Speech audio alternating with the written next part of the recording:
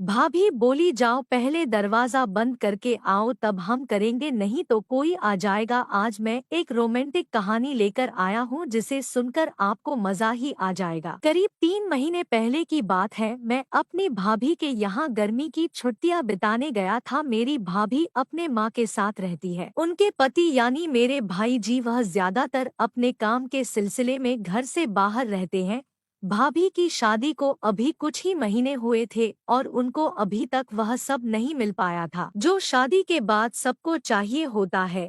इसीलिए भाभी हमेशा मुझसे फोन पर बात करती रहती है। भाभी और मेरे बीच एक गहरी दोस्ती भी है, इसीलिए वह मुझे अपनी सारी बातें बताती है और मैं भी उनसे कोई बात नहीं छुपाता। भाभी और मेरी दोस्ती उनके शादी वाली रात ही हुई थी। हुआ यह था कि जब भाभी अपने कमरे में तैयार हो रही थी तो मेरी माँ ने कहा कि जाओ जल्दी से अपनी भाभी को बुला लाओ, मंडप में बैठने का टाइम हो गया है। फिर मैं भाभी को बुलवाने के लिए ऊपर उनके कमरे में गया। मैंने कहा भाभी जल्दी नीचे मंडप में चलो, मुहूर्त निकल रहा है। फिर मैं वापस आने लगा, तभी मुझे भाभी के कमरे से किसी मर्द की आवाज सुनाई दी। मैंने सोचा भाभी तो अंदर अकेली है तो ये आदमी की आवाज कहाँ से आ रही है। मैंने सोचा शायद ये मेरा वहम होगा। फिर मैंने सोचा एक बार पता करने में क्या जाता है। उसके बाद मैंने गेट के बगल कान लगाकर सुना तो सच में अंदर से किसी आदमी की आवाज आ रही थी। मैं दरवाजा खटखटाने लगा।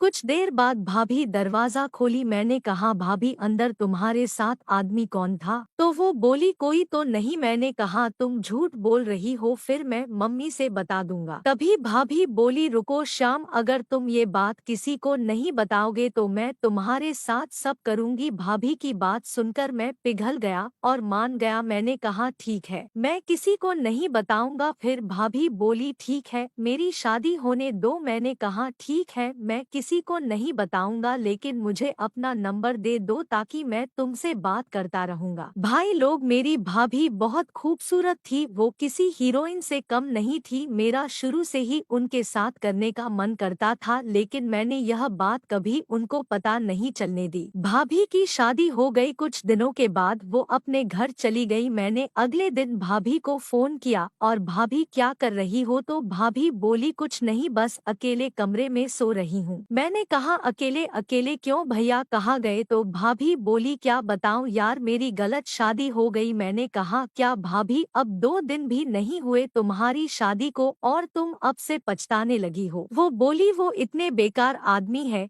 कि वो सब भी ठीक से नहीं किया और अपने काम के चक्कर में बाहर चले गए। मैंने कहा ये तो गलत किया भाई ने, कोई अपनी नई नवेली दुल्हन को इस तरह से छोड़कर थोड़े जाता है। मैंने थोड़ी देर उनसे इसे बातचीत की, फिर फोन रख दिया। ऐसे ही कुछ दिन बीते। एक दिन मम्मी मुझसे बोली कल शाम तुम अपनी भाभी के यहाँ जाकर घूम आओ। मैंने कहा ठीक है मम्मी। फिर मैं बाइक लेकर भाभी के घर के लिए निकल गया। भाभी का घर मेरे घर से करीब 30 किलोमीटर दूर था तो मुझे वहां पहुंचने में शाम हो गई। मैं जब वहां पहुंचा तो भाभी फ्रेश होने गई थी। थोड़ी देर बाद भाभी बाहर आई, मुझे देखकर बोली शाम तुम कब आए? मैंने कहा बस अभी कुछ देर पहले। भाभी गीले बालों में बहुत खूबसूरत लग रही थी। वो बोली अच्छा है, तुम चाय पी लो, मैं बनाकर लाती हूँ। फिर भाभी चाय बनाने चली गई और हम दोनों चाय पीते हुए बातें करने लगे। भाभी बोली और बताओ घर पर सबका हाल चाल ठीक है? मैंने कहा हाँ सबका हाल ठीक है, बस मेरा ही नहीं। भाभी बोली क्यों, तुम्हें क्या हुआ? मैंने कहा कुछ नहीं, बस मैं तुम्हारे यहाँ आया घूमने ही तो आया हूँ ना। भाभी बोली वाह, तुम इतने समय बाद आए हो। हमने खाना खाया और सोने चले गए। मैंने कहा भाभी मैं कहाँ सोऊंगा? तो वो बोली तुम मेरे कमरे में सो जाओ, आज हम खूब सारी बातें करेंगे। मैंने कहा ठीक है, मैं तुम्हारे कमरे में सो जाता हूँ। इसके बाद हमने रात भर विशेष रूप से बातें की। भाभी बोली और बताओ तुम्हें कैसा लगा हमारा मिलन?